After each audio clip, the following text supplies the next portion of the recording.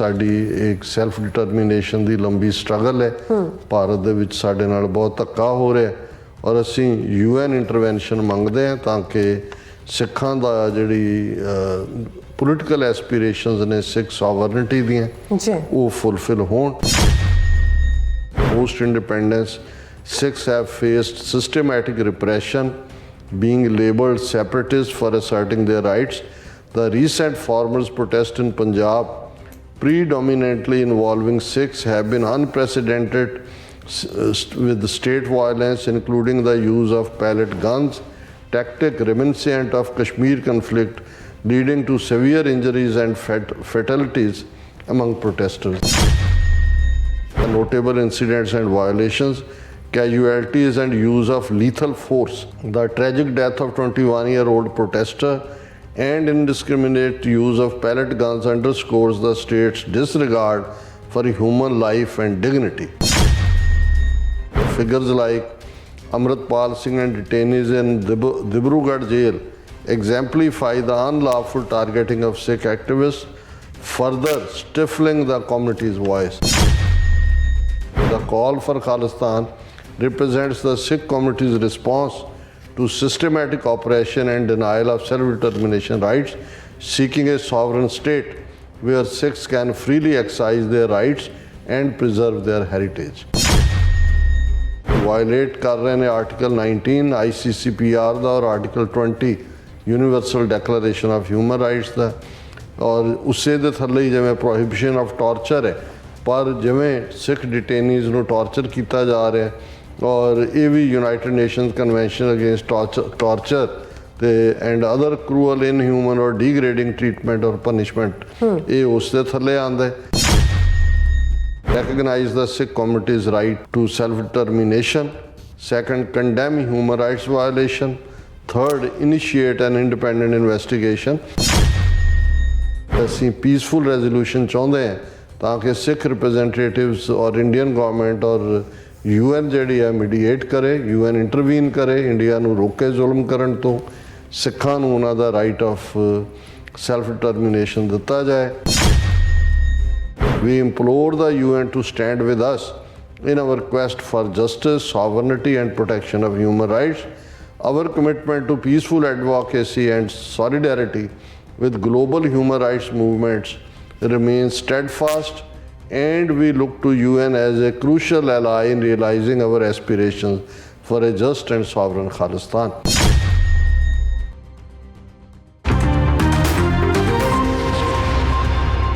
ਵਾਹਿਗੁਰੂ ਜੀ ਕਾ ਖਾਲਸਾ ਵਾਹਿਗੁਰੂ ਜੀ ਕੀ ਫਤਿਹ। ਅਸਲਾਮ ਵਾਲੇਕਮ, ਆਦਾਬ, ਅਰਜ਼। ਮੈਂ ਤੁਹਾਡੀ ਹੋਸਟ ਨੀਲਮ ਕੌਰ ਤੇ ਮੈਂ TV ਰਿਪੋਰਟ ਦੇ ਸਾਰੇ ਦਰਸ਼ਕਾਂ ਤੇ ਸਰੋਤਿਆਂ ਨੂੰ ਜੀ ਆਇਆਂ ਕਹਿੰਦੀ ਹਾਂ ਪ੍ਰੋਗਰਾਮ ਸੱਚਾ ਸੱਚ ਵਿੱਚ, ਜਿਹੜੇ ਇਸ ਪ੍ਰੋਗਰਾਮ ਨਾਲ ਦੇਸ਼ਾਂ ਵਿਦੇਸ਼ਾਂ ਤੋਂ ਜੁੜ ਚੁੱਕੇ ਨੇ।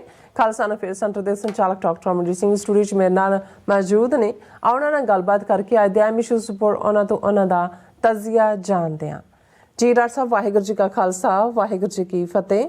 ਹਾਂਜੀ ਨੀਲਮ ਕੌਰ ਜੀ, ਤੁਹਾਨੂੰ ਵੀ ਤੇ ਦੁਨੀਆ ਭਰ 'ਚ ਬੈਠੇ ਸਾਡੇ ਬਹੁਤ ਹੀ ਪਿਆਰੇ ਸੋਹਣੇ ਸਿਆਣੇ TV 84 ਦੇ ਵਿਊਅਰਸ ਨੂੰ ਵੀ ਵਾਹਿਗੁਰੂ ਜੀ ਕਾ ਖਾਲਸਾ ਵਾਹਿਗੁਰੂ ਜੀ ਕੀ ਫਤਿਹ।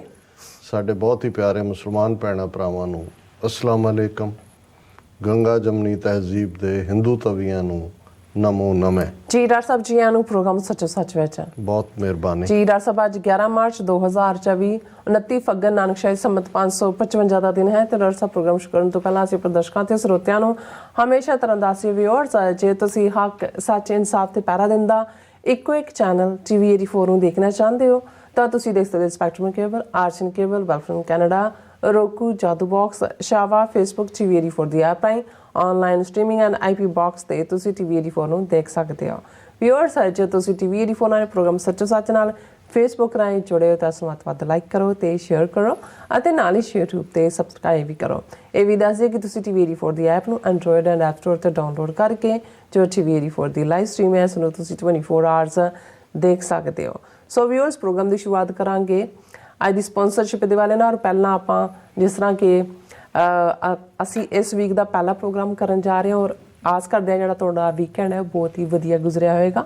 ਸੋ ਮੰਡੇ ਵਿੱਚ ਆਪਾਂ ਜਿਸ ਤਰ੍ਹਾਂ ਕਿ ਆਪਾਂ ਹਮੇਸ਼ਾ ਹੀ ਵੀਕਐਂਡ ਦੇ ਹਵਾਲੇ ਨਾਲ ਜਾਂ ਕਰੰਟ ਇਸ਼ੂ ਦੇ ਹਵਾਲੇ ਨਾਲ ਆਪਾਂ ਗੱਲਬਾਤ ਕਰਦੇ ਹਾਂ, ਪਰ ਪਹਿਲਾਂ ਆਪਾਂ ਜਿਹੜੇ ਆਪਣੇ ਮੁਸਲਿਮ ਵੀਰ ਭੈਣਾਂ ਨੂੰ ਜਿਹੜਾ ਜਿਸ ਤਰ੍ਹਾਂ ਕਿ ਜਿਹੜਾ ਰਮਾਦਾਨ ਦਾ ਮੁਬਾਰਕ ਮਹੀਨਾ ਅੱਜ ਤੋਂ ਸ਼ੁਰੂ ਹੋ ਚੁੱਕਾ ਹੈ, ਸੋ ਆਪਾਂ ਆਪਣੇ ਮੁਸਲਿਮ ਵੀਰ ਭੈਣਾਂ ਨੂੰ, ਖਾਸ ਕਰਕੇ ਪਾਕਿਸਤਾਨੀ ਵੀਰ ਭੈਣਾਂ ਨੂੰ ਆਪਾਂ ਬਹੁਤ ਰਮਾਦਾਨ ਦੀਆਂ ਮੁਬਾਰਕਾਂ ਦਿੰਦੇ ਆ।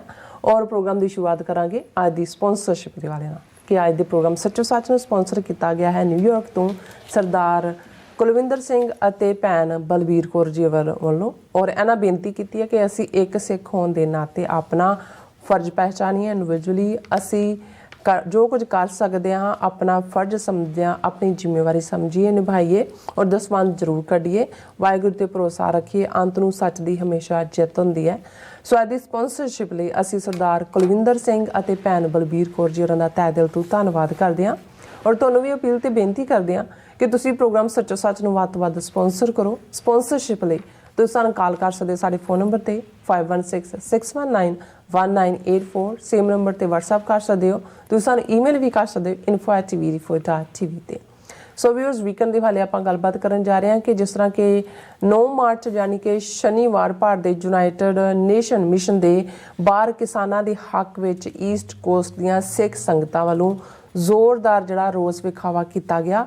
ਔਰ ਵਿਖਾਵਾਕਾਰੀਆਂ ਨੇ ਭਾਰਤ ਦੇ UN ਮਿਸ਼ਨ ਤੋਂ ਲੈ ਕੇ ਯੂਨਾਈਟਿਡ ਨੇਸ਼ਨ ਤੱਕ ਰੋਸ ਮਾਰਚ ਕੀਤਾ ਅਤੇ UN ਦੇ ਸਾਹਮਣੇ ਇਸ ਰੋਸ ਵਿਖਾਵੇ ਨੇ ਰੈਲੀ ਦਾ ਰੂਪ ਜਿਹੜਾ ਧਾਰਨ ਕਰ ਲਿਆ। ਔਰ ਇਸ ਰੈਲੀ ਨੂੰ ਸਿੱਖ ਜਥੇਬੰਦੀਆਂ ਤੇ ਗੁਰਦੁਆਰਾ ਪ੍ਰਬੰਧਕ ਕਮੇਟੀਆਂ ਦੇ ਨੁਮਾਇੰਦਿਆਂ ਵੱਲੋਂ ਸੰਬੋਧਨ ਵੀ ਕੀਤਾ ਗਿਆ। ਔਰ ਯੂਨਾਈਟਿਡ ਨੇਸ਼ਨਸ ਦੇ ਹਿਊਮਨ ਰਾਈਟਸ ਆਫਿਸਰ ਨੂੰ ਵਰਲਡ ਸਿੱਖ ਪਾਰਲੀਮੈਂਟ ਵੱਲੋਂ ਇੱਕ ਮੈਮੋਰੈਂਡਮ ਵੀ ਭੇਂਟ ਕੀਤਾ ਗਿਆ। ਸੋ ਇਸ ਸਮੁੱਚੇ ਪ੍ਰੋਗਰਾਮ ਨੂੰ TV 84 ਨੇ ਜਿਹੜੀ ਟੀਮ ਹੈ ਉਸ ਨੇ ਇਸ ਨੂੰ ਲਾਈਵ ਟੈਲੀਕਾਸਟ ਕੀਤਾ। ਸੋ ਇਸ ਬਾਰੇ ਆਪਾਂ ਗੱਲਬਾਤ ਕਰਨ ਜਾ ਰਹੇ ਹਾਂ। ਸੋ ਅਸੀਂ ਚਾਹਾਂਗੇ ਕਿ ਤੁਸੀਂ ਇਸੇ ਤਰ੍ਹਾਂ ਬਣੇ ਰਹਿਣਾ, ਦੇਖਣ ਸੁਣ ਲਈ ਤੁਹਾਡਾ ਸਭ ਦਾ ਬਹੁਤ ਸ਼ੁਕਰੀਆ ਜੀ। ਡਾਕਟਰ ਸਾਹਿਬ, ਕੀ ਵਿਚਾਰਾਂ ਨੇ? ਦੇਖੋ, ਸਭ ਤੋਂ ਪਹਿਲਾਂ ਤਾਂ ਅੱਜ ਦੇ ਪ੍ਰੋਗਰਾਮ ਨੂੰ ਸਪਾਂਸਰ ਕਰਨ ਲਈ ਅਸੀਂ ਵੀਰ ਕੁਲਵਿੰਦਰ ਸਿੰਘ, ਭੈਣ ਜੀ ਬਲਬੀਰ ਕੌਰ, ਉਹਨਾਂ ਦਾ ਸ਼ੁਕਰੀਆ ਅਦਾ ਕਰਦੇ ਜੀ। ਇਹ ਬੜੀ ਡੈਡੀਕੇਟਿਡ ਗੁਰਸਿੱਖ ਜੋੜੀ ਹੈ ਔਰ ਲੰਬਾ ਸਫ਼ਰ ਜਦੋਂ ਡਾਕਟਰ ਅਮਰਜੀਤ ਸਿੰਘ ਹਯਾਤੀ ਵਿੱਚ ਸਨ, New York gurdwara Richmond Hill cultural society ਦੇ ਪ੍ਰਬੰਧਕੀ ਨਿਜ਼ਾਮ 'ਚ ਵੀ ਇਨਵੋਲਵ ਸਨ। ਸੋ ਉਦੋਂ ਤੋਂ ਹੀ ਮੈਂ ਦੇਖਦਾ, ਮੈਂ ਤਾਂ ਜਦੋਂ ਨਿਊਯਾਰਕ 'ਚ ਆਇਆ ਡਾਕਟਰ ਸਾਹਿਬ ਦੇ ਕੋਲ ਹੀ ਆਇਆ ਪਹਿਲੀ ਵਾਰ ਜੀ। ਔਰ ਇਹ ਜਿਸ ਕਮਿਟਮੈਂਟ ਦੇ ਨਾਲ ਸਿੱਖੀ ਪੰਥ ਦੀ ਚੜ੍ਹਦੀ ਕਲਾ ਲਈ ਪਹਿਲੇ ਦਿਨ ਤੋਂ ਹੀ ਪੂਰਾ ਕਮਰ ਕੱਸਾ ਕਰਕੇ ਜੁਟੇ ਰਹੇ ਨੇ। ਕਿਉਂਕਿ ਬਹੁਤ ਵਾਰ ਅਸੀਂ ਦੇਖਦੇ ਹਾਂ ਕਿ ਸਿੰਘਣੀਆਂ ਨੂੰ ਬਹੁਤ ਵਾਰ ਉਹ ਮੌਕਾ ਵੀ ਨਹੀਂ ਮਿਲਦਾ, ਕਈ ਵਾਰ ਉਹਨਾਂ ਦੀ ਆਪਣੀ ਦਿਲਚਸਪੀ ਵੀ ਨਹੀਂ ਹੁੰਦੀ। ਪਰ ਭੈਣ ਜੀ ਬਲਬੀਰ ਕੌਰ ਹਰ ਪੱਖੋਂ ਸਿੱਖੀ ਵੈਲਿਊਜ਼ ਦੇ ਲਈ ਵੀ, ਔਰ ਜਿਵੇਂ ਉਹਨਾਂ ਨੇ ਉਹਨਾਂ ਦੇ ਬੱਚੇ ਜਿਹੜੇ ਗੁਰਮਤ ਸੰਗੀਤ ਦੇ ਨਿਰਧਾਰਿਤ ਰਾਗਾਂ 'ਚ ਖੂਬਸੂਰਤ ਉਹਨਾਂ ਦਾ ਕੀਰਤਨ ਹੁੰਦਾ, ਉਹਨਾਂ ਨੇ ਆਪਣੇ ਪਰਿਵਾਰ ਨੂੰ, ਬੱਚਿਆਂ ਨੂੰ ਵੀ ਇਸ ਪਾਸੇ ਤੋਰਿਆ। ਔਰ ਨਾਲ ਦੀ ਨਾਲ ਪੰਥਕ ਚੜ੍ਹਦੀ ਕਲਾ, ਖਾਲਿਸਤਾਨ ਦੇ ਮੁੱਦੇ ਦੇ ਉੱਤੇ ਵੀ ਬੜੀ ਕਲੈਰਿਟੀ ਦੇ ਨਾਲ ਹਮੇਸ਼ਾ ਪੰਥ ਪ੍ਰਸਤ ਧਿਰਾਂ ਦੇ ਨਾਲ ਖਲੋਤੇ। ਡਾਕਟਰ ਸਾਹਿਬ ਨਾਲ ਉਹਨਾਂ ਦਾ ਬਹੁਤ ਪਿਆਰ ਰਿਹਾ, ਸਾਡੇ ਨਾਲ ਵੀ ਹਰ ਪੱਖ ਤੋਂ ਹੀ ਪਰਿਵਾਰਕ ਦੁੱਖ ਸੁੱਖ ਦੇ ਵੇਲੇ ਵੀ ਇਹਨਾਂ ਦੀ ਹਮੇਸ਼ਾ ਹੀ ਸ਼ਮੂਲੀਅਤ ਹੁੰਦੀ ਹੈ। ਔਰ ਮਹਾਰਾਜ ਦੇ ਅੱਗੇ ਅਸੀਂ ਅਰਦਾਸ ਕਰ ਸਕਦੇ ਹਾਂ ਕਿ ਮਹਾਰਾਜ ਇਹਨਾਂ ਨੂੰ ਚੜ੍ਹਦੀ ਕਲਾ ਦੇਣ। ਔਰ ਜਿਵੇਂ ਉਹਨਾਂ ਨੇ, ਉਹਨਾਂ ਦਾ ਮੈਸੇਜ ਵੀ ਇਹੀ ਹੈ ਕਿ ਭਾਈ ਅਸੀਂ ਆਪਣਾ ਫਰਜ਼ ਸਮਝੀਏ। ਬਿਲਕੁਲ। ਔਰ ਕਿੰਨੀ ਕੁ ਜੇ ਅਸੀਂ ਆਲਾ ਦੁਆਲਾ ਦੇਖੀਏ ਤੇ ਕਿੰਨੇ ਕੁ ਵੀਰ ਭੈਣਾਂ ਨੇ ਜਿਨ੍ਹਾਂ ਨੂੰ ਲੱਗਦਾ ਹੈ ਵੀ ਉਹਨਾਂ ਦਾ ਕੌਮ ਪ੍ਰਤੀ ਵੀ ਫਰਜ਼ ਹੈ। ਹਾਲਾਂਕਿ ਇੱਥੇ 500 ਮਿਲੀਅਨ ਅਮਰੀਕਾ ਕੈਨੇਡਾ ਦੇ ਵਿੱਚ ਹੀ ਸਿੱਖ ਹੋਣਗੇ ਜਿਨ੍ਹਾਂ ਨੇ ਸ਼ਹੀਦਾਂ ਦੇ ਡੁੱਲੇ ਖੂਨ ਦੇ ਨਾਂ ਦੇ ਉੱਤੇ ਅਸਾਈਲਮ ਲਈ ਹੋਈ ਹੈ। ਉਹਨਾਂ ਦੇ ਟੱਬਰਾਂ ਦੇ ਟੱਬਰ ਮੁੜ ਕੇ ਜਿਹੜੇ ਨੇ ਉਹ ਇਹਨਾਂ ਮੁਲਕਾਂ 'ਚ ਆਏ, ਪਰ ਉਹਨਾਂ ਨੂੰ ਤੁਸੀਂ ਕਿਤੇ ਅਰਾਊਂਡ ਦੇਖਦੇ ਨਹੀਂ ਹੋ। ਉਹ ਇਹ ਸਮਝਦੇ ਨੇ ਜੀ ਉਹਨਾਂ ਨੇ ਚਲਾਕੀ ਨਾਲ ਕਹਾਣੀ ਇੱਥੋਂ ਲਿਖੀ ਉੱਥੋਂ ਲਿਖੀ, ਪੈਸੇ ਦੇ ਕੇ ਫਲਾਂ ਪੋਲੀਟੀਕਲ ਪਾਰਟੀ ਦਾ ਲੈਟਰ ਲਿਆ ਜਾਂ ਫਲਾਂ ਵਕੀਲ ਨੂੰ ਇੰਨੇ ਪੈਸੇ ਦਿੱਤੇ, ਫਿਰ ਉਹ ਬਾਕੀਆਂ ਦੇ ਐਡਵਾਈਜ਼ਰ ਬਣੇ ਹੁੰਦੇ ਨੇ ਕਿ ਭਾਈ ਕਿਵੇਂ ਝੂਠੇ ਡਾਕੂਮੈਂਟ ਇਕੱਠੇ ਕਰਨੇ ਨੇ। ਸੋ ਇਹ ਸਭ ਦੇ ਬਾਵਜੂਦ ਇੱਕ ਕਲਾਸ ਤੋਂ ਰਹਿਣੀ ਹੈ ਹਮੇਸ਼ਾ ਜਿਨ੍ਹਾਂ ਨੇ ਸਿਆਸੀ ਪਿੜ ਦੇ ਵਿੱਚ ਵੀ, ਜਦੋਂ ਅਸੀਂ ਇਹ ਲਫ਼ਜ਼ ਗਰੋਹ ਹੁੰਦਿਆਂ ਸੁਣਦੇ ਹੁੰਦੇ ਸੀ ਕਿ ਜੀ ਫਲਾਣੇ ਨੇ ਇਸ 'ਚੋਂ ਆਪਣੀਆਂ ਸਿਆਸੀ ਰੋਟੀਆਂ ਸੇਕੀਆਂ, ਤੇ ਇਹ ਟਰਮ ਬੜੀ ਮਜ਼ੇਦਾਰ ਵੀ ਲੱਗਦੀ ਸੀ ਕਿਉਂਕਿ ਰੋਟੀਆਂ ਤੁਸੀਂ ਇੱਕ ਤਾਂ ਤਵੇ 'ਤੇ ਪੱਕਦੀਆਂ, ਬਾਅਦ 'ਚ ਉਹਨਾਂ ਨੂੰ ਤੁਸੀਂ ਲਾਹ ਕੇ ਜਿਹੜੇ ਉਹਨਾਂ ਨੂੰ ਸੇਕਿਆ ਜਾਂਦਾ ਸੀ ਇੱਕ ਵੱਖਰੇ ਅੰਦਾਜ਼ 'ਚ। ਜੇ ਰੋਟ ਨੇ ਉਸ ਲੈਵਲ ਦਾ ਹੁੰਦਾ ਸੀ ਤੇ ਉਹ ਸਾਨੂੰ ਸਮਝ ਨਹੀਂ ਸੀ ਆਉਂਦਾ ਹੁੰਦਾ ਵੀ ਚਲੋ ਰੋਟੀਆਂ ਸੇਕਣਾ ਤਾਂ ਹੈ, ਇਹ ਸਿਆਸੀ ਰੋਟੀਆਂ ਸੇਕਣਾ ਕੀ ਹੈ। ਇਹ ਜਿਉਂ-ਜਿਉਂ ਉੱਥੋਂ ਦੇ ਸਿਆਸਤਦਾਨਾਂ ਦੇ ਫਿਰ ਪਿਛਲੇ 4 ਦਹਾਕਿਆਂ ਦੇ ਵਿੱਚ ਅੰਦਾਜ਼ ਦੇਖੇ, ਨਖਰੇ ਦੇਖੇ, ਉਲਟਬਾਜ਼ੀਆਂ ਦੇਖੀਆਂ, ਕਲਾਬਾਜ਼ੀਆਂ ਦੇਖੀਆਂ ਔਰ ਥੁੱਕਿਆ ਚੱਟਦੇ ਦੇਖੇ, ਫਿਰ ਸਮਝ ਆਇਆ ਕਿ ਭਾਈ ਇਹ ਸਿਆਸੀ ਕਲਾਬਾਜ਼ੀਆਂ ਕੀ ਹੁੰਦੀਆਂ ਨੇ। ਉਹ ਕਲਾਸ ਵੀ ਨਾਲ ਨਾਲ ਰਹਿਣੀ ਹੈ, ਉਸ ਦਾ ਤੁਸੀਂ ਕੁਛ ਨਹੀਂ ਕਰ ਸਕਦੇ। ਮੌਕਾ ਪ੍ਰਸਤ ਵੀ ਨਾਲ ਨਾਲ ਰਹਿਣੇ ਨੇ। ਜਿਹੜੇ ਕੱਲ੍ਹ ਤੱਕ ਤੁਹਾਡੇ ਹਮਾਇਤੀ ਸੀ ਉਹਨਾਂ ਨੇ ਤੁਹਾਡੀ ਪਿੱਠ 'ਚ ਛੁਰਾ ਮਾਰਨਾ, ਉਹ ਵੀ ਨਾਲ ਨਾਲ ਰਹਿਣੇ ਨੇ।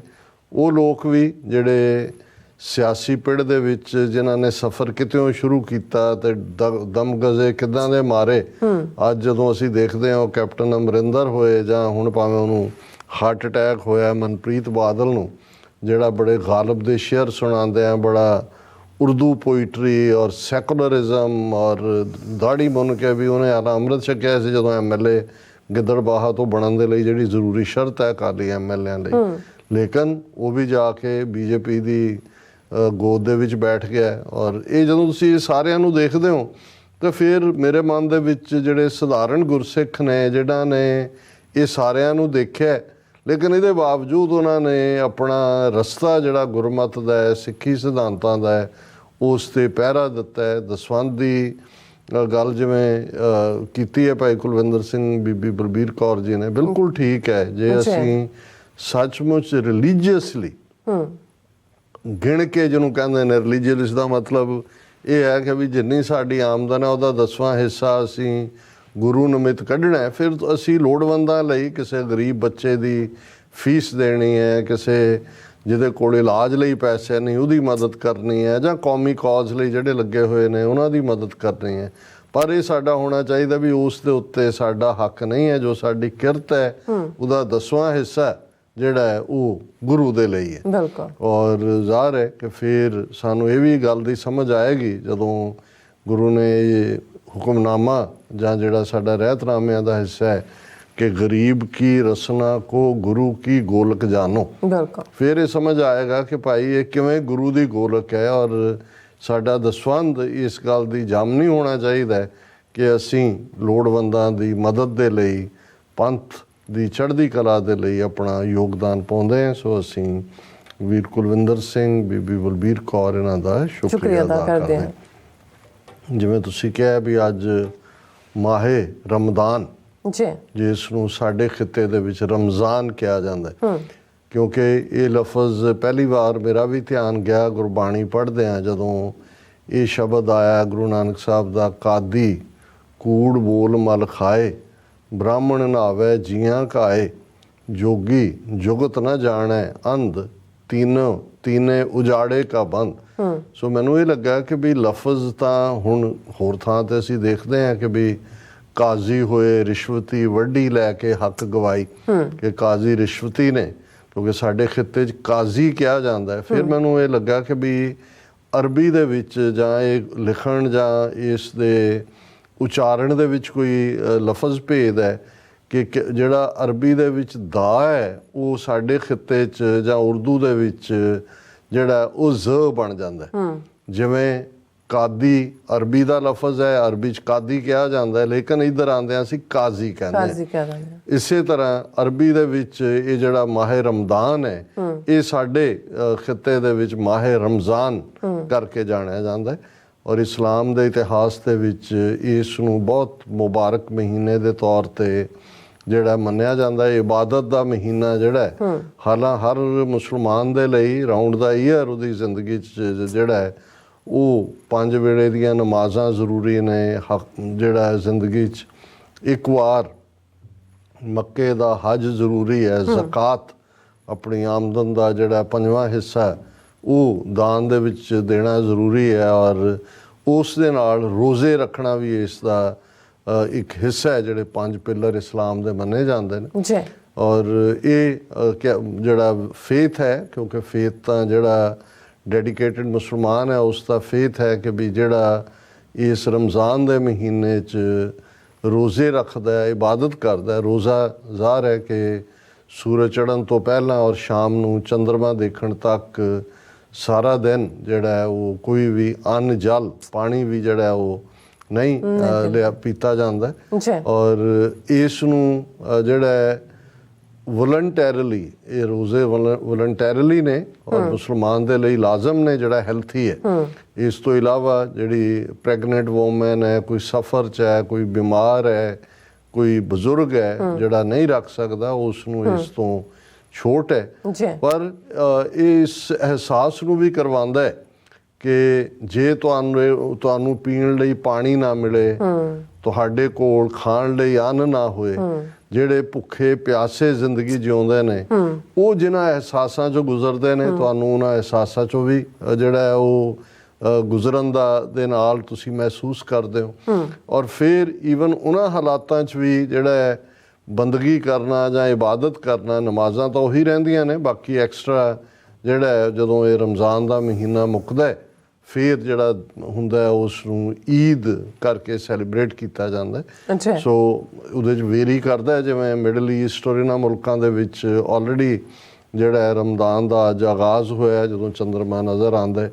ਔਰ ਸਾਡੇ ਖਿੱਤੇ ਦੇ ਵਿੱਚ ਸਾਊਥ ਏਸ਼ੀਆ 'ਚ ਪਾਕਿਸਤਾਨ, ਅਫਗਾਨਿਸਤਾਨ ਜਾਂ ਭਾਰਤ, ਉੱਥੇ ਕੱਲ੍ਹ ਟਿਊਜ਼ਡੇ ਆਲਰੇਡੀ ਟਿਊਜ਼ਡੇ ਮਾਰਨਿੰਗ ਹੈ, ਉੱਥੇ ਉਸ ਦਾ ਆਗਾਜ਼ ਹੈ। ਸੋ ਅਸੀਂ ਜਿੱਥੇ ਇਹ ਇੱਕ ਮੁਬਾਰਕ ਮਹੀਨਾ ਹੈ, ਉੱਥੇ ਜਦੋਂ ਅਸੀਂ 1.5 ਬਿਲੀਅਨ ਤੋਂ ਜ਼ਿਆਦਾ ਮੁਸਲਮਾਨਾਂ ਦੇ ਸੰਸਾਰ ਵੱਲ ਦੇਖਦੇ ਹਾਂ ਔਰ ਅਲਾਮਾ ਇਕਬਾਲ, ਕੱਲ੍ਹ ਹੀ ਮੈਂ ਸੁਣ ਰਿਹਾ ਸੀ ਅਲਾਮਾ ਇਕਬਾਲ ਦੀ ਬਾਇਓਗ੍ਰਾਫੀ ਦੇ ਉੱਤੇ ਕੋਈ ਬਿਆਨ ਕਰ ਰਿਹਾ ਸੀ ਕਿ ਵੀ ਉਹਨਾਂ ਨੇ ਕਿਵੇਂ 20th ਸੈਂਚੁਰੀ ਬਿਗਨਿੰਗ ਦੇ ਵਿੱਚ, ਕਿਉਂਕਿ 19th ਸੈਂਚੁਰੀ ਐਂਡ 'ਚ ਉਹਨਾਂ ਦਾ ਜਨਮ ਹੁੰਦਾ ਹੈ, ਉਹ ਪੜ੍ਹਨ ਦੇ ਲਈ ਜਦੋਂ UK ਆਏ, ਵਕੀਲ ਦੀ ਪੜ੍ਹਾਈ ਸੀ ਨਾਲ, ਉਹਨਾਂ ਨੇ ਜਰਮਨ ਤੋਂ PhD ਵੀ ਕੀਤਾ ਔਰ ਉਹਨਾਂ ਨੇ ਇਨਫੈਕਟ ਜਦੋਂ 19th ਸੈਂਚੁਰੀ ਐਂਡ 'ਚ ਉਹੀ ਇਕਬਾਲ ਜਿਹੜੇ ਸਾਰੇ ਜਹਾਂ ਸੇ ਅੱਛਾ ਹੈ ਹਿੰਦੁਸਤਾਨ ਹਮਾਰਾ ਜਾਂ ਖਾਕੇ ਵਤਨ ਕਾ ਹਰ ਜ਼ਰਾ ਦੇਵਤਾ ਹੈ, ਇਹੋ ਜਿਹੀਆਂ ਨਜ਼ਮਾਂ ਉਹਨਾਂ ਨੇ ਲਿਖੀਆਂ। ਪਰ ਉਹਨਾਂ ਨੂੰ ਆਪਣੇ ਇਸਲਾਮ ਦੀ ਖੂਬਸੂਰਤੀ ਜਾਂ ਕਿਵੇਂ ਵੈਸਟਰਨ ਵੈਲਿਊ ਸਿਸਟਮ ਨੇ ਜਿਹੜਾ ਉਹ ਚੈਲੰਜ ਕੀਤਾ ਹੋਇਆ, ਉਹ UK 'ਚ ਆਉਣ ਤੋਂ ਬਾਅਦ ਹੀ, ਬ੍ਰਿਟੇਨ ਜਾਣ ਤੋਂ ਬਾਅਦ ਹੀ ਅਹਿਸਾਸ ਹੋਇਆ ਔਰ ਇਹ ਉਹਨਾਂ ਦੀ ਇੱਕ ਤਬਦੀਲੀ ਸੀ। ਔਰ ਫਿਰ ਜੋ ਮੁਕਾਮ ਉਹਨਾਂ ਨੇ ਹਾਸਿਲ ਕੀਤਾ ਰੂਹਾਨੀ ਦੁਨੀਆ 'ਚ, ਉਹ ਤਾਂ ਇੱਕ ਫਕੀਰ ਦਾ ਰੁਤਬਾ ਹੈ। ਲੇਕਿਨ ਇਸ ਦੇ ਨਾਲ ਹੀ ਉਹਨਾਂ ਨੇ ਫਿਰ ਜਿਹੜੀ ਸਿਆਸੀ ਸਮਝ ਵੀ ਜਿਹੜੀ ਉਹਨਾਂ ਨੂੰ ਆਈ ਔਰ ਉਹੀ ਜਦੋਂ ਅਸੀਂ ਦੇਖਦੇ ਹਾਂ ਕਿ 1930 'ਚ ਇਲਾਹਾਬਾਦ ਦੇ ਵਿੱਚ ਜਦੋਂ ਉਹ ਮੁਸਲਿਮ ਲੀਗ ਦੇ ਸੈਸ਼ਨ ਨੂੰ ਪ੍ਰੀਜ਼ਾਈਡ ਕਰਦੇ ਨੇ ਤੇ ਪਹਿਲੀ ਵਾਰ ਜਿਹੜਾ ਪਾਕਿਸਤਾਨ ਦਾ ਕਨਸੈਪਟ ਜਿਹੜਾ ਬਾਅਦ 'ਚ 23 ਮਾਰਚ 1940 ਨੂੰ ਕਾਇਦ ਆਜ਼ਮ ਮੁਹੰਮਦ ਅਲੀ ਜਿਨ੍ਹਾਂ ਲਾਹੌਰ ਰੈਜ਼ੋਲੂਸ਼ਨ ਦੇ ਰੂਪ 'ਚ ਦਿੰਦੇ ਨੇ, ਉਸ ਨੂੰ ਉਹ ਦਿੰਦੇ ਨੇ। ਲੇਕਿਨ ਉਹਨਾਂ ਦੀ ਜੇ ਤੁਸੀਂ ਲਗਭਗ 100 ਸਾਲ ਹੋ ਗਏ ਨੇ ਉਹਨਾਂ ਦੇ ਵੀ ਇਹ ਸਾਰੇ ਨੂੰ, ਔਰ ਤੁਸੀਂ ਦੇਖੋਗੇ ਕਿ ਜੋ ਉਦੋਂ ਕਹਿੰਦੇ ਸੀ ਕਿ ਭਾਈ ਤੂੰ ਇਹ ਵੀ ਹੈ, ਤੂੰ ਇਹ ਵੀ ਹੈ, ਤੂੰ ਪਠਾਨ ਹੈ, ਤੂੰ ਮੁਗਲ ਹੈ, ਤੂੰ ਇਹ ਹੈ, ਤੂੰ ਦੱਸ ਤੂੰ ਮੁਸਲਮਾਨ ਵੀ ਹੈ। ਔਰ ਉਹ ਵੀ ਕਿਤੇ ਨਾ ਕਿਤੇ ਉਹ ਲਾਨਤ ਵੀ ਸੀ ਉਹਨਾਂ ਨੂੰ, ਜਿਹੜੇ ਲੋਕ ਇਸਲਾਮ ਦੇ ਨਾਂ ਥੱਲੇ ਜਿਹੜਾ ਹੈ ਉਹ ਸੱਚੇ ਮੁਸਲਮਾਨ ਨਹੀਂ ਨੇ। ਪਰ ਮੈਂ ਹੁਣ ਇਹ ਦੇਖਦਾ ਹਾਂ ਵੀ ਉਹਨਾਂ ਜ਼ਮਾਨਿਆਂ 'ਚ ਤਾਂ ਅਜੇ ਜਦੋਂ ਅਲਾਮਾ ਇਕਬਾਲ ਨੇ ਇਹ ਲਾਈਨ ਲਈ, ਜੇ ਫਸਟ ਵਰਲਡ ਵਾਰ ਤੋਂ ਪਹਿਲਾਂ ਕਹਿਣਾ ਹੋਏ ਤਾਂ ਉਦੋਂ ਜਿਹੜੀ ਹੈ ਉਹ ਆਟੋਮੈਨ ਅੰਪਾਇਰ ਸੀ, ਜਿਸ ਨੂੰ ਸਲਤਨਤ ਉਸਮਾਨੀਆ ਕਹਿੰਦੇ ਨੇ। ਜਦੋਂ ਇਹਨਾਂ ਦੀ ਡਿਫੀਟ ਵੀ ਹੋਈ, ਭਾਵੇਂ ਖਿਲਾਫਤ ਮੂਵਮੈਂਟ ਚੱਲੀ ਭਾਰਤ ਦੇ ਵਿੱਚ ਜਾਂ ਦੂਜੇ, ਲੇਕਿਨ ਫਿਰ ਉਹ ਮੁਲਕ ਵੀ ਬਣ ਗਏ ਸੀ ਮਿਡਲ ਈਸਟ ਦੇ ਭਾਵੇਂ। ਪਰ ਉਹਨਾਂ ਨੇ ਦੇਖ ਲਿਆ ਸੀ ਕਿ ਭਾਈ ਕਿਵੇਂ ਖੁਦਗਰਜ਼ੀ, ਲਾਲਚ ਔਰ ਇਹ ਸਾਰਾ ਜਿਹੜਾ ਹੈ ਉਹ ਮਿਲਤ ਦੇ ਰਸਤੇ 'ਚ ਵੱਡੀ ਰੁਕਾਵਟ ਹੈ। ਮਿਲਤ ਟੂਗੈਦਰਨੈਸ ਦੇ ਨਾਲ ਜਿਹੜੀ ਇਸਲਾਮਿਕ ਪਾਰਟ ਹੈ ਉਸ ਦੇ ਲਈ ਹੈ। ਲੇਕਿਨ ਹੁਣ ਜੇ ਅਸੀਂ ਦੇਖੀਏ ਵੀ ਅੱਜ ਤਾਂ 57 ਮੁਲਕ ਦੁਨੀਆ ਦੇ ਵਿੱਚ ਜਿਹੜੇ 65 ਤੋਂ 70% ਐਨਰਜੀ ਦੇ ਉੱਤੇ ਬੈਠੇ ਹੋਏ ਨੇ। ਇਸ ਸਭ ਦੇ ਬਾਵਜੂਦ ਕੀ ਹੋ ਰਿਹਾ, ਭਾਰਤ ਦੇ 20 ਕਰੋੜ ਮੁਸਲਮਾਨ ਕਿਸ ਹਾਲ 'ਚ ਧੱਕੇ ਹੋਏ ਨੇ, ਕੀ ਹਾਲ ਕਸ਼ਮੀਰ ਦੇ ਮੁਸਲਮਾਨਾਂ ਦਾ ਕੀਤਾ ਹੋਇਆ, ਫਲਸਤੀਨ ਜਿਹਦੇ ਆਲੇ ਦੁਆਲੇ ਸਾਰੇ ਵੱਡੇ ਵੱਡੇ ਸ਼ੇਖ, ਕੋਈ ਸਾਊਦੀ ਅਰੇਬੀਆ ਤੇ ਕੋਈ UAE ਤੇ ਕੋਈ ਆਬੂ ਧਾਬੀ ਤੇ ਕੋਈ ਦੂਸਰੇ ਬੈਠੇ ਹੋਏ ਨੇ। ਜਿਸ ਥਾਂ ਤੇ ਪਿਛਲੇ 7 ਅਕਤੂਬਰ ਤੋਂ ਹੁਣ ਤੱਕ ਜੇ ਅਸੀਂ ਦੇਖੀਏ ਕਿ 30,000 ਤੋਂ ਜ਼ਿਆਦਾ ਫਲਸਤੀਨੀ ਮਾਰੇ ਗਏ ਨੇ, ਕਿੰਨੇ ਲੱਖ ਜਿਹੜਾ ਉਹ ਬੈਠਾ ਹੈ ਉਸ ਭੁੱਖ ਪਿਆਸ ਦੇ ਵਿੱਚ। ਸੋ ਇਹਦੇ ਸਭ ਦੇ ਬਾਵਜੂਦ ਜੇ ਬਹੁਤਿਆਂ ਦੇ ਇਹਨਾਂ ਦੇ ਕੰਨਾਂ 'ਤੇ ਜੂੰ ਨਹੀਂ ਸਰਕਦੀ। ਔਰ ਦੂਸਰਾ ਤਾਂ ਫਿਰ ਉਹੀ ਅਲਾਮਾ ਇਕਬਾਲ ਦਾ ਹੀ ਪਾਠ ਜਿਹੜਾ ਹੈ ਉਹ ਹੀ ਆਉਂਦਾ ਹੈ ਕਿ ਭਾਈ ਇਹ ਕਈ ਵਾਰ ਜਦੋਂ ਸਭ ਕੁਝ ਰੱਬ ਦਿੰਦਾ ਹੈ ਫਿਰ ਵੀ ਤੁਹਾਡੇ ਤੋਂ ਜੇ ਉਹ ਦਰਦ ਖੋਹ ਲਏ ਤੇ ਫਿਰ ਉਹ ਆਲੇ ਦੁਆਲੇ ਤੁਸੀਂ ਉਸ ਕਿਸਮ ਦਾ ਹੀ ਵਰਤਾਰਾ ਕਰਦੇ ਹੋ। ਸੋ ਅਸੀਂ ਇਸ ਦੇ ਉੱਤੇ ਗੱਲਬਾਤ ਵੀ ਕਰਾਂਗੇ, ਇੱਕ ਸੈਗਮੈਂਟ ਇਸ 'ਤੇ ਕਰਾਂਗੇ, ਕਿਉਂਕਿ ਮੈਂ ਜਦੋਂ ਫਲਸਤੀਨੀਆਂ ਦਾ, ਗਜ਼ਾ ਦੇ ਲੋਕਾਂ ਦਾ ਹਾਲ ਦੇਖਦਾ, ਜੋ ਇਜ਼ਰਾਈਲ ਕਰ ਰਿਹਾ ਉਹ ਤਾਂ ਹੈ ਹੀ ਹੈ ਕੰਡੈਮਨੇਬਲ, ਪਰ ਉਸ ਤੋਂ ਵੀ ਕੰਡੈਮਨੇਬਲ ਉਹ ਜਿਹੜੇ ਆਪਣੇ ਆਪ ਨੂੰ ਇਸਲਾਮਿਕ ਬਰਾਦਰ ਔਰ ਇਸ ਕਿਸਮ ਦੇ ਜਿਹੜੇ ਲਕਬ ਦਿੰਦੇ ਨੇ, ਪਰ ਅਲਟੀਮੇਟਲੀ ਉਹਨਾਂ ਦੇ ਕੀ ਫਰਾਇਜ਼ ਨੇ, ਉਸ ਤੋਂ ਕਿਸ ਕਦਰ ਮੁਨਕਰ ਨੇ, ਭਗੌੜੇ ਨੇ। ਔਰ ਇਹੀ ਸਾਊਦੀ ਅਰੇਬੀਆ ਔਰ UAE ਉਸ ਮੋਦੀ ਨੂੰ ਜਿਹੜਾ ਬੁੱਚੜ ਹੈ, ਕਾਤਲ ਹੈ ਮੁਸਲਮਾਨਾਂ ਦਾ, ਉਹਨੂੰ ਸੱਦ ਕੇ ਆਪਣਾ ਹਾਈਐਸਟ ਸਿਵਿਲੀਅਨ ਅਵਾਰਡ ਦਿੰਦੇ ਨੇ। ਸੋ ਇਹਨੂੰ ਤੁਸੀਂ ਲੱਖ ਦੀ ਲਾਹਨਤ ਕਹੋ ਜਾਂ ਕੁਛ ਕਹੋ, ਪਰ ਚਲੋ ਅਸੀਂ ਫਿਰ ਵੀ ਸਮੁੱਚੇ ਇਸਲਾਮਿਕ ਜਗਤ ਨੂੰ ਮਾਹੇ ਮੁਬਾਰਕ ਜਿਹੜਾ ਹੈ ਉਹ ਕਹਿੰਦੇ ਆ, ਮਾਹੇ ਰਮਦਾਨ ਦੀ ਮੁਬਾਰਕਬਾਦ ਬਹੁਤ ਬਹੁਤ।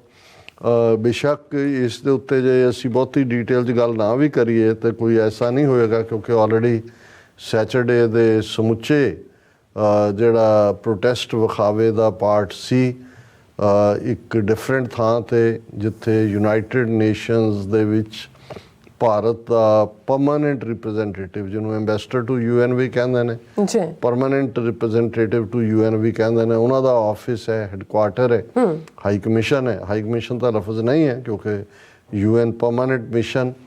ਉੱਥੇ ਸਵੇਰੇ 10 ਵਜੇ, ਹਾਲਾਂ ਬਹੁਤ ਠੰਡ ਸੀ, ਬਿਲੋ 40s ਬਿਲੋ 30s ਤੱਕ ਵੀ ਟੈਂਪਰੇਚਰ ਗਿਆ ਔਰ ਮੀਂਹ ਦੀਆਂ ਵੀ ਸੰਭਾਵਨਾਵਾਂ ਸੀ, ਪਰ ਵੱਡੀ ਗਿਣਤੀ ਦੇ ਵਿੱਚ ਸਿੱਖ ਸੰਗਤਾਂ ਈਸਟ ਕੋਸਟ ਗੁਰਦੁਆਰਾ ਕਮੇਟੀਆਂ ਦੇ ਜਿਹੜਾ ਹੈ ਉਹ ਸੱਦੇ ਦੇ ਉੱਤੇ ਬੱਸਾਂ ਦਾ ਪ੍ਰਬੰਧ ਵੀ ਸੀ, ਥਾਂ ਥਾਈਂ ਨਿਊਯਾਰਕ, ਨਿਊ ਜਰਸੀ, ਕਨੈਟੀਕਟ, ਪੈਨਸਿਲਵੇਨੀਆ ਦੂਰ ਦਰਾਡਿਓਂ ਸਿੱਖ ਸੰਗਤਾਂ ਪਹੁੰਚੀਆਂ ਹੋਈਆਂ ਸੀ। 10 ਵਜੇ ਦੇ ਲਗਭਗ ਹੀ ਪੂਰਾ ਜ਼ਿੰਦਾਬਾਦ ਮੁਰਦਾਬਾਦ ਵਾਲਾ ਮਾਹੌਲ ਸੀ ਔਰ ਲਗਭਗ 2 ਘੰਟੇ ਉੱਥੇ ਉਸ ਮਿਸ਼ਨ ਦੇ ਬਾਹਰ ਜ਼ੋਰਦਾਰ ਨਾਅਰੇਬਾਜ਼ੀ ਹੋਈ। ਹਾਲਾਂ ਮੈਨੂੰ ਭਾਈ ਹਿੰਮਤ ਸਿੰਘ ਹੋਰਾਂ ਨੇ ਕਿਹਾ ਕਿ ਵੀ ਤੁਸੀਂ ਅੰਗਰੇਜ਼ੀ 'ਚ ਐਡਰੈਸ ਕਰੋ, ਕਿਉਂਕਿ ਪਾਸਰਬਾਈ ਵੀ ਸੀ, ਵੱਡੀ ਗਿਣਤੀ 'ਚ ਪੁਲਿਸ ਵੀ ਜਿਹੜੀ ਆ ਉਹ ਇੰਡੀਅਨ ਤਾਂ ਹੁਣ ਸਿਸਟਮ ਵਾਲਿਆਂ ਨੇ ਇੱਥੋਂ ਦੇ ਵਾਲਿਆਂ ਨੂੰ ਤਾਂ ਘਬਰਾਇਆ ਹੋਇਆ, ਉਹ ਵੀ ਵੱਡੀ ਗਿਣਤੀ 'ਚ ਮੌਜੂਦ ਸਨ। ਸੋ ਉਹਨਾਂ ਦਾ ਵੀ ਇੰਟਰਸਟ ਹੁੰਦਾ ਵੀ ਐਸਾ ਕੀ ਆ ਜਿਹੜਾ ਇਹ ਡਰੇ ਹੋਏ ਨੇ ਤੇ ਐਸਾ ਕੀ ਆ ਜਿਹੜੇ ਸੜਕ ਦੇ ਦੂਜੇ ਬੰਨੇ ਖਲੋ ਕੇ ਨਾਅਰੇ ਮਾਰ ਰਹੇ ਨੇ। ਸੋ ਉਹਨਾਂ ਦੇ ਵੀ ਕੰਨ ਖੜੇ ਹੋ ਜਾਂਦੇ ਨੇ ਜਦੋਂ ਤੁਸੀਂ ਅੰਗਰੇਜ਼ੀ 'ਚ ਗੱਲ ਕਰੋ। ਉੱਥੋਂ 12 ਵਜੇ ਜਿਹੜਾ ਰੈਲੀ ਨੇ ਮਾਰਚ ਕੀਤਾ ਔਰ UN ਦੇ ਸਾਹਮਣੇ ਆਏ ਹੈਡਕੁਆਟਰ ਦੇ, ਜਿੱਥੇ 193 ਮੁਲਕਾਂ ਦੇ ਝੰਡੇ ਝੂਲਦੇ ਨੇ। ਮੈਂ ਹਮੇਸ਼ਾ ਇਹ ਰਿਮਾਈਂਡ ਕਰਵਾਉਂਦਾ ਵੀ ਇਹਦੇ ਤੇ 194ਵਾਂ ਮੁਲਕ ਦਾ ਝੰਡਾ ਵੀ ਬਹੁਤ ਜਲਦੀ ਝੂਲਣ ਵਾਲਾ ਹੈ। ਔਰ ਉੱਥੇ ਫਿਰ ਰੈਲੀ ਵੀ ਹੋਈ, ਜਿਸ ਨੂੰ ਉਹਦਾ ਲਾਈਵ ਟੈਲੀਕਾਸਟ ਵੀ ਹੋਇਆ ਔਰ ਉਸ ਨੂੰ ਅੱਡ ਨੁਮਾਇੰਦਿਆਂ ਨੇ, ਜਿਨ੍ਹਾਂ ਦੇ ਵਿੱਚ ਭਾਈ ਹਿੰਮਤ ਸਿੰਘ ਜ਼ਾਹਰ ਹੈ, ਉਹਨਾਂ ਦੀ ਹਿੰਮਤ ਦੇ ਨਾਲ ਹੀ ਇਹ ਬਹੁਤ ਵਾਰ ਜਿੰਨੇ ਵੀ ਐਕਟੀਵਿਟੀਜ਼ ਨੇ ਉਹਦੀ ਹਾਬੋ ਹੁੰਦੇ ਨੇ। ਉਸ ਦੇ ਨਾਲ ਡਾਕਟਰ ਬਖਸ਼ੀਸ਼ ਸਿੰਘ ਜਿਹੜੇ ਕੌਂਸਲ ਫਾਰ ਖਾਲਿਸਤਾਨ ਦੇ ਪ੍ਰੈਜ਼ੀਡੈਂਟ ਨੇ, ਸਿੱਖਸ ਫਾਰ ਜਸਟਿਸ ਦੇ ਨਾਲ ਉਹਨਾਂ ਦੇ ਵੀ ਕੋ ਫਾਊਂਡਰ ਨੇ। ਔਰ ਇਵੇਂ ਹੀ gurdwara Richmond Hill cultural society ਦੇ ਪ੍ਰਧਾਨ ਸਰ ਬੋਪਾ ਰਾਏ ਔਰ ਅੱਡ ਗੁਰਦੁਆਰਾ ਕਮੇਟੀਆਂ ਦੇ ਨੁਮਾਇੰਦਿਆਂ ਨੇ, ਸਰ ਬੂਟਾ ਸਿੰਘ ਖੜੌਤ ਸ਼੍ਰੋਮਣੀ ਅਕਾਲੀ ਦਲ ਅੰਮ੍ਰਿਤਸਰ, ਸਰ ਸੁਰਜੀਤ ਸਿੰਘ ਕੁਲਾਰ ਔਰ ਬਹੁਤ ਸਾਰੇ ਯੂਥ ਦੇ ਐਕਟਿਵਿਸਟ ਔਰ ਵੱਡੀ ਗਿਣਤੀ 'ਚ ਇਸ ਪ੍ਰੋਟੈਸਟ ਦੇ ਵਿੱਚ ਸ਼੍ਰੋਮਣੀ ਅਕਾਲੀ ਦਲ ਅੰਮ੍ਰਿਤਸਰ ਦੇ ਵਲੰਟੀਅਰਸ ਨੇ ਵੀ ਔਰ ਬਹੁਤ ਸਾਰੇ ਨੌਜਵਾਨ ਜਿਹੜੇ ਜਿਨ੍ਹਾਂ ਨੇ ਅਸਾਈਲਮ ਅਪਲਾਈ ਕੀਤੀ ਹੋਈ ਹੈ। ਉਹ ਤਾਂ ਫਿਰ ਫੋਟੋਆਂ ਵੀ ਲੈਣ ਦਾ ਹੁੰਦਾ ਹਾਲਾਂ ਉਹਨਾਂ ਨੂੰ ਮੇਰੀ ਇਹੀ ਯਾਦ ਦਹਾਨੀ ਹੁੰਦੀ ਹੈ ਵੀ ਕਦੇ ਭੁੱਲਿਓ ਨਾ ਵੀ ਤੁਹਾਨੂੰ ਜੋ ਵੀ ਇੱਥੇ ਰਹਿਣ ਦਾ ਮੌਕਾ ਬਣਿਆ ਮਿਲਿਆ, ਇਹ ਸ਼ਹੀਦਾਂ ਦੇ ਟੁੱਲੇ ਖੂਨ ਦੀ ਬਦੌਲਤ ਹੈ। ਸੋ ਅਸੀਂ TV 84 ਦੇ ਪਲੇਟਫਾਰਮ ਤੋਂ ਸਮੂਹ ਸਿੱਖ ਸੰਗਤਾਂ ਦਾ ਸ਼ੁਕਰੀਆ ਵੀ ਅਦਾ ਕਰਦੇ ਹਾਂ, ਕਿਉਂਕਿ ਅੱਜ ਕੱਲ੍ਹ ਇੰਨੀਆਂ ਕਾਰ ਰੈਲੀਜ਼ ਔਰ ਸ਼ਾਰਟ ਨੋਟਿਸ ਦੇ ਉੱਤੇ ਬਹੁਤ ਕੁਝ ਚੱਲ ਰਿਹਾ ਔਰ ਵਰਕਿੰਗ ਡੇਜ਼ ਵੀ ਨੇ, ਲੇਕਿਨ ਇਹਦੇ ਬਾਵਜੂਦ ਜਿਹੜਾ ਸਿੱਖ ਸੰਗਤਾਂ ਦੀ ਪਾਰਟੀਸਪੇਸ਼ਨ ਇਸ ਕਿਸਮ ਦੀ ਇੱਕ ਵੱਡੀ ਕਾਰ ਰੈਲੀ ਜਿਹੜੀ ਹੈ ਕੈਲੀਫੋਰਨੀਆ 'ਚ ਵੀ ਹੋਈ, ਉਹ ਵੀ ਸੈਚਰਡੇ ਸੀ। ਹੋਰ ਵੀ ਪਾਸਿਓਂ ਖਬਰਾਂ ਨੇ। ਔਰ ਇਹ ਜਿਹੜਾ ਯੂਨਾਈਟਿਡ ਨੇਸ਼ਨਸ ਦਾ ਹਿਊਮਨ ਰਾਈਟਸ ਹੈਡਕੁਆਟਰ ਹੈ ਜਨੀਵਾ 'ਚ ਵੀ ਔਰ ਨਿਊਯਾਰਕ ਵੀ, ਉਹਨਾਂ ਨੂੰ ਜਿਹੜਾ ਇੱਕ ਮੈਮੋਰੈਂਡਮ ਵੀ ਵਰਲਡ ਸਿੱਖ ਪਾਰਲੀਮੈਂਟ ਵੱਲੋਂ ਦਿੱਤਾ ਗਿਆ ਔਰ ਉਸ ਦੀਆਂ ਜਿਹੜੀਆਂ ਓਪਨਿੰਗ ਹੀ ਇਹ ਸੀ ਕਿ ਭਾਈ ਸਾਡੀ ਇੱਕ ਸੈਲਫ ਡਿਟਰਮੀਨੇਸ਼ਨ ਦੀ ਲੰਬੀ ਸਟਰਗਲ ਹੈ ਭਾਰਤ ਦੇ ਵਿੱਚ ਸਾਡੇ ਨਾਲ ਬਹੁਤ ਧੱਕਾ ਹੋ ਰਿਹਾ ਔਰ ਅਸੀਂ UN ਇੰਟਰਵੈਂਸ਼ਨ ਮੰਗਦੇ ਹਾਂ ਤਾਂ ਕਿ ਸਿੱਖਾਂ ਦਾ ਜਿਹੜੀ ਪੋਲੀਟੀਕਲ ਐਸਪੀਰੇਸ਼ਨਸ ਨੇ ਸਿੱਖ ਸੋਵਰਨਿਟੀ ਦੀਆਂ ਉਹ ਫੁੱਲਫਿਲ ਹੋਣ। ਫਿਰ ਹਿਸਟੋਰੀਕਲ ਕੰਟੈਕਸਟ ਦੀ ਗੱਲ ਹੈ ਕਿ ਭਾਈ 1947 ਦੇ ਵਿੱਚ ਅਸੀਂ ਤੀਸਰੀ ਧਿਰ ਸੀ, ਕਿਵੇਂ ਅਸੀਂ ਜਿਹੜੀ ਬ੍ਰਿਟਿਸ਼ ਕਲੋਨੀਅਲ ਮੈਪ ਮੇਕਿੰਗ ਦਾ ਸ਼ਿਕਾਰ ਹੋਏ ਔਰ ਇਸ ਦੇ ਚੱਲਦਿਆਂ ਅੱਜ ਸਾਡਾ ਹਾਲ ਇਹ ਹੈ ਕਿ ਵੀ post independence Sikhs have faced systematic repression, being labelled separatists for asserting their rights. The recent farmers' protest in Punjab, predominantly involving Sikhs, have been unprecedented with state violence, including the use of pellet guns, tactic reminiscent of Kashmir conflict, leading to severe injuries and fatalities among protesters. ਕਿ ਜਿਵੇਂ ਕਸ਼ਮੀਰ ਦੇ ਵਿੱਚ ਇਹਨਾਂ ਨੇ pellet guns ਉਦੋਂ ਵੀ UN ਨੇ condemn ਕੀਤਾ ਸੀ, ਉਹਨਾਂ ਨੇ ਕਿਹਾ ਉਸੇ ਪੈਟਰਨ ਦੇ ਉੱਤੇ ਉਹ ਚੱਲ ਰਿਹਾ ਔਰ ਇਹ ਜਿਹੜੀਆਂ ਫਿਰ ਪੂਰਾ ਉਹਨੂੰ ਕਲਾਸੀਫਾਈ ਕੀਤਾ notable incidents and violations, casualties and use of lethal force. The tragic death of 21-year-old protester and indiscriminate use of pellet guns underscores the state's disregard for human life and dignity. ਔਰ ਇਹ ਦੱਸਦਾ ਹੈ ਵੀ ਉਸ state ਨੂੰ ਕੋਈ human rights ਜਾਂ ਇਨਸਾਨੀ dignity ਦੀ ਪਰਵਾਹ ਨਹੀਂ ਹੈ। ਫਿਰ ਅਨਲਾਫੁਲ ਡਿਟੈਂਸ਼ਨਸ, ਕਿਉਂਕਿ ਤਿੰਨੋਂ ਹੀ ਮੁੱਦੇ ਇਸ ਵੇਲੇ ਇਸ ਪ੍ਰੋਟੈਸਟ ਦਾ ਆਧਾਰ ਸੀ। ਬੇਸ਼ੱਕ ਨੋ ਫਾਰਮਰਸ ਨੋ ਫੂਡ ਇਹ ਨਾਰੇ ਵੀ ਲੱਗ ਰਹੇ ਸੀ, ਪਰ ਭਾਈ ਅਮਰਤਪਾਲ ਸਿੰਘ ਔਰ ਉਹਨਾਂ ਦੇ 9 ਸਾਥੀ ਸਿੰਘਾਂ ਦਾ ਡਿਬਰੂਗੜ੍ਹ ਦੇ ਵਿੱਚ ਮੋਰਚਾ, ਭੁੱਖ ਹੜਤਾਲ, ਉਹਨਾਂ ਦੇ ਦੀ ਹਮਾਇਤ ਦੇ ਵਿੱਚ ਹੈਰੀਟੇਜ ਸਟਰੀਟ ਅੰਮ੍ਰਿਤਸਰ ਉਹਨਾਂ ਦੇ ਜਿਹੜੇ ਉੱਥੇ ਮੌਜੂਦ ਨੇ ਉਹਨਾਂ ਦੇ ਪਰਿਵਾਰਾਂ ਵੱਲੋਂ ਲਾਇਆ ਮੋਰਚਾ ਔਰ ਜ਼ਾਹਰ ਹੈ ਮੋਹਾਲੀ ਦੀਆਂ ਬਰੂਆਂ ਤੇ ਕੌਮੀ ਇਨਸਾਫ ਮੋਰਚਾ, ਇਹਨਾਂ ਸਾਰਿਆਂ ਦੀ ਸਪੋਰਟ ਦੇ ਵਿੱਚ ਪ੍ਰੋਟੈਸਟ ਰੈਲੀ ਸੀ। ਔਰ ਇਹ ਈਵਨ ਮੈਮੋ ਦਾ ਵੀ ਹਿੱਸਾ ਸੀ ਕਿ figures like Amritpal Singh and detainees in Dibrugarh jail exemplify the unlawful targeting of Sikh activists, further stifling the community's voice ਕਿ ਵੀ ਇਹ ਸਾਡੀ ਆਵਾਜ਼ ਨੂੰ ਅੱਗੋਂ ਜਿਹੜਾ ਉਹ ਘੋਟਿਆ ਜਾ ਰਿਹਾ ਹੈ। ਫਿਰ third Khalistan movement, the call for Khalistan represents the Sikh community's response to systematic oppression and denial of self-determination rights, seeking a sovereign state where Sikhs can freely exercise their rights and preserve their heritage. ਕਿ ਭਾਈ ਇਹ ਸਾਰੀ repression ਤੋਂ ਬਾਅਦ ਹੀ ਸਿੱਖ ਇਸ ਨਤੀਜੇ 'ਤੇ ਪਹੁੰਚੇ ਕਿ ਸਾਨੂੰ ਰਾਈਟ ਆਫ ਸੈਲਫ ਡਿਟਰਮੀਨੇਸ਼ਨ ਮਿਲਣਾ ਚਾਹੀਦਾ ਔਰ ਸਾਡਾ ਮੁਲਕ ਖਾਲਿਸਤਾਨ ਹੋਣਾ ਚਾਹੀਦਾ।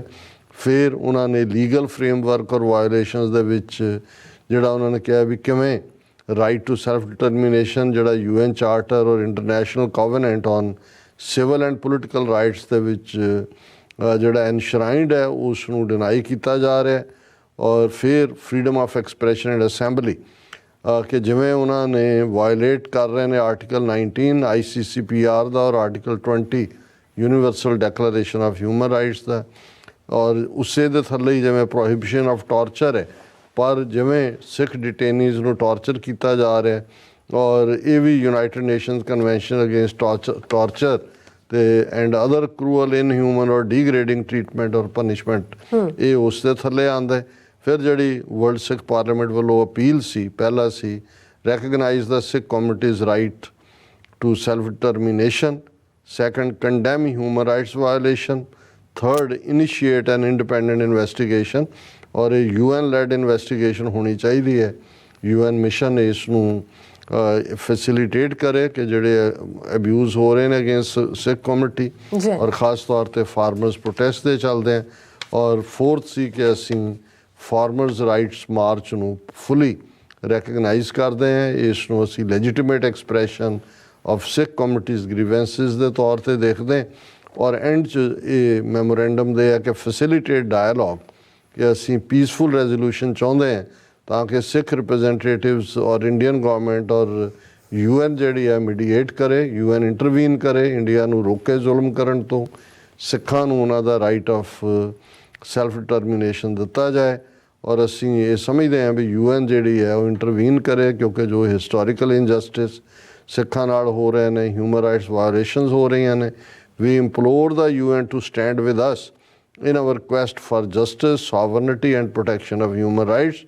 Our commitment to peaceful advocacy and solidarity with global human rights movements remains steadfast, and we look to UN as a crucial ally in realizing our aspirations for a just and sovereign Khalistan.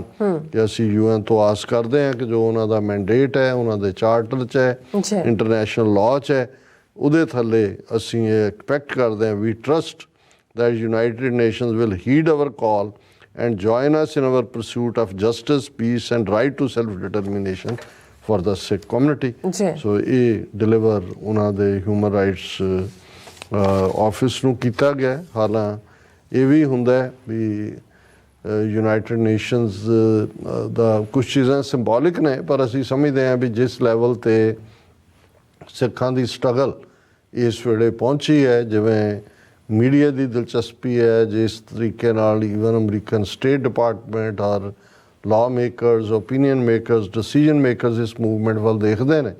Ultimately ਜਦੋਂ ਇਹਨਾਂ ਦਾ ਮਨ ਬਣ ਗਿਆ ਕਿ ਭਾਈ ਹੁਣ ਸਿੱਖਾਂ ਦੇ ਹੱਕ ਦੇ ਵਿੱਚ ਜਿਹੜਾ ਹੈ ਉਹ ਪਲਟੀ ਮਾਰਨੀ ਹੈ, ਫਿਰ ਇਹ ਸਾਰੇ ਜਿਹੜੇ ਮੈਮੋਰੈਂਡਮ ਨੇ ਇਹਨਾਂ ਦੀਆਂ ਫਾਈਲਾਂ ਉਹ ਕੱਢ ਲੈਣਗੇ ਔਰ ਫਿਰ ਇੰਡੀਆ ਨੂੰ ਇੱਕ ਪਾਸਿਓਂ ਕੰਨੋਂ ਫੜਿਆ ਹੋਏਗਾ, ਦੂਜੇ ਪਾਸੇ ਧੌਣ 'ਤੇ ਗੋਡਾ ਰੱਖਿਆ ਹੋਏਗਾ।